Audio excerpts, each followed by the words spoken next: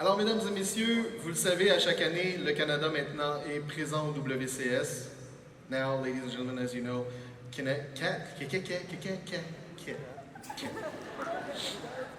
as you know, Canada is present at the WCS. And this year, we had Team Dull Damage who was there to represent us. So I would like to introduce a little video of what happened over there.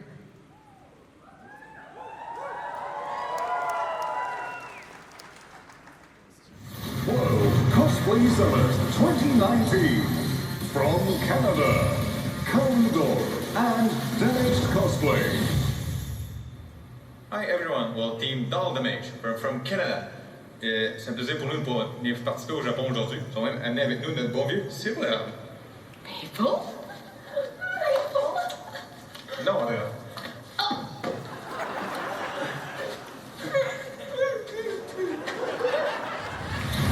Appearing as Masaru Kato and Tengu Alien Boss from Gans-O.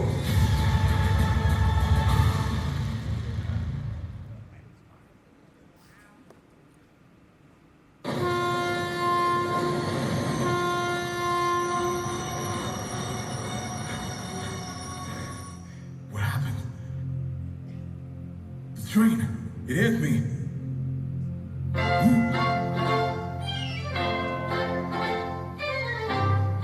What's going on? 新しい朝が来た希望の朝だ喜びに胸を開け大空仰げ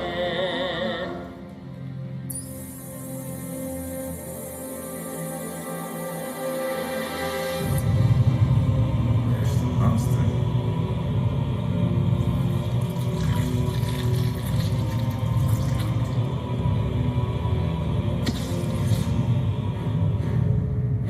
What is this?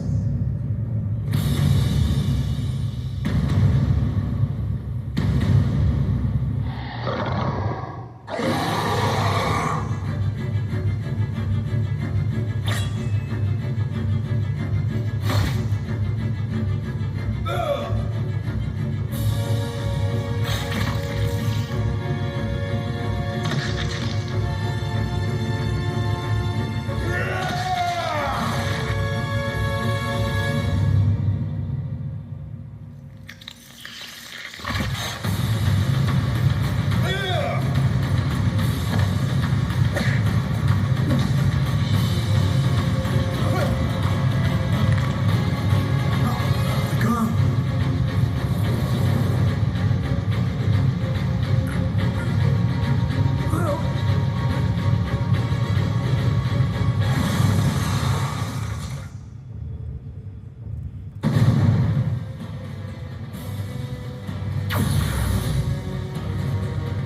No, no, I cannot die!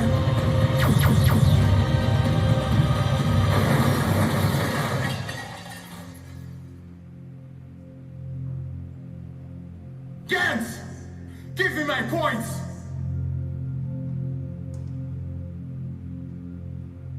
I choose.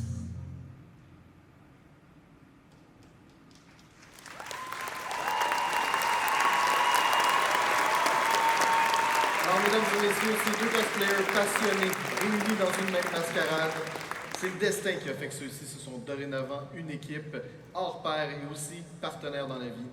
Kaoru Doll, elle se spécialise dans la couture des éléments répétitifs et la peinture, alors que Damage se spécialise dans la construction, l'élaboration des présentations et l'électronique.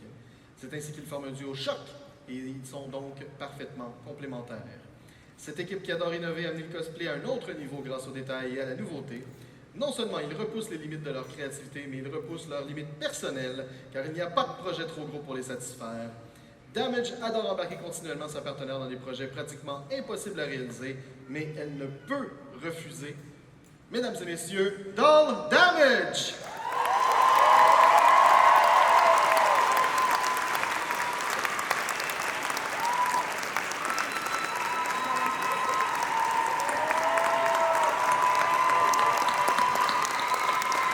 Presque fraîchement atterri du Japon, à peine 48 heures.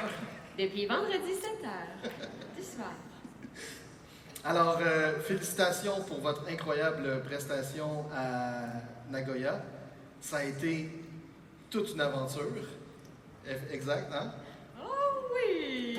Pour ceux qui veulent avoir absolument tous les détails, je vous invite à aller sur la page Facebook et Instagram de Doll Damage parce que vous allez voir de A à Z tout ce qui s'est passé. Quel a été le moment le plus fort pour vous de votre voyage au Japon pré-compétition? Pré-compétition? Ben, pré-Nagoya. Je te dirais, cette année, on fait ce qu'on appelle le Tokyo Round cette année, qui était un peu pré-qualification.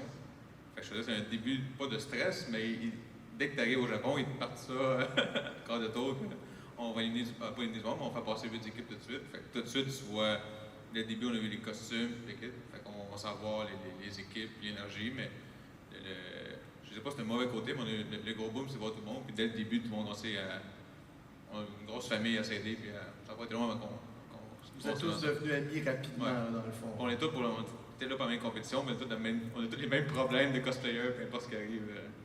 Je te dirais que t'as pas le choix d'être une famille quand la dernière journée, t'es dans un onsen tout nu avec tout le monde.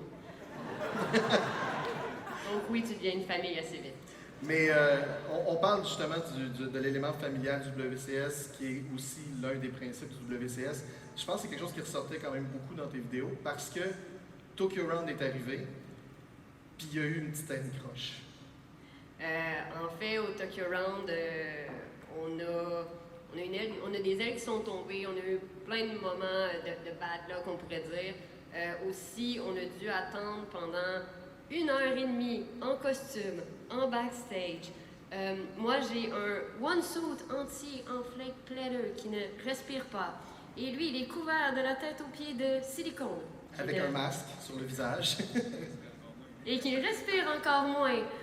Et donc, on avait 4 personnes. En fait, il y avait 4 personnes autour de lui en train de le ventiler pour pas qu'il tombe dans les pommes parce qu'il n'y a personne qui pourrait le ramasser s'il tombait. Surtout avec les ailes, ça rend les choses plus compliquées, là, c'est ça. Mais oui, donc, mais bon, il y a eu Tokyo. Après ça, vous êtes allé au parc espagnol. Non, c'était pas le parc espagnol. On a eu un petit road trip pour se rendre à Nagoya. Ouais. Et ensuite, à Nagoya, on a certains événements à faire. Et il y a une journée qu'on sépare tout le monde en 4 équipes. Et nous, on est allés à Mie, dont une des activités était un parc espagnol. En gros, le but, c'est que tout le monde est des représentants de son pays. Fait que avant la compétition finale, c'est comme si un peu des stars. Fait que vous avez des places. Par exemple, on était au Mejimura qui était un peu avant l'autre part. Mais C'est pas Mejimura, c'est Mejimourir. c'est à cause de la chaleur. Mais en gros, c'est ça. Fait qu'en gros, c'est le but que vous aimez partout. Fait que c'est en cosplay, on prend des photos. Oui, on s'amuse à visiter, puis c'est super beau. Mais c'est le job pendant tous les 10 jours qu'on va faire. C'est très interactif parce que c'est une promotion pour le World Exact. Cosplay Summit en même temps à travers le Japon. C'est pareil pour le Mejimura, qui est la seule journée où que les mondes venaient cosplayer à l'événement, c'est cette journée-là. Fait qu'il y a beaucoup d'autres cosplayers qui viennent juste pour l'événement. Pareil pour le parc aussi, c'était un tour organisé par compagnie au Japon. Fait que c'était le but d'inviter des cosplayers, venir prendre des photos, venir voir le parc, tout ça. Mais nous, à la place, on a fait des montagnes russes. Ouais. Qui était juste. Ben, vous en aviez aussi à l'extérieur de votre hôtel, ça c'était un petit peu comique là, à Tokyo, Mais il y avait un typhon, donc on n'a pas pu le faire. malheureusement. Donc pour revenir rapidement sur l'aspect familial, vous arrivez à Tokyo, vous avez réussi à dépanner votre costume grâce à plusieurs différents amis que vous vous êtes fait là-bas. Et là, on fait la première ronde de Nagoya. Il y a eu des hauts et des bas. Je pense que ça, c'était définitivement un haut parce que vous êtes passé en finale. Oui, c'est super. Vous avez été l'une des 40 équipes à compétitionner pour le grand titre de grand champion du cosplay. Et vous aviez de la féroce compétition. Oui, cette année, on ne se le cachera pas, là. Pareil comme d'autres années, mais cette année, c'était très fort aussi. Mais ça, c'est super intéressant.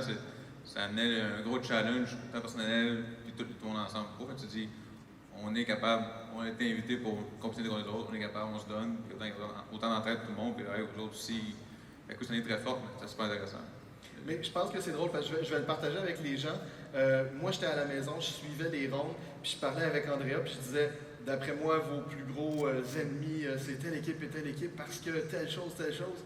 Puis finalement, je me suis rendu compte que j'avais tort sur toute la ligne parce que ce qu'on voit à l'écran, c'est rien de ce qui se passe en arrière, puis on voit pas tous les détails qu'il y a dans les costumes très souvent. Donc c'est ça qui rend le World Cosplay Summit encore plus intéressant.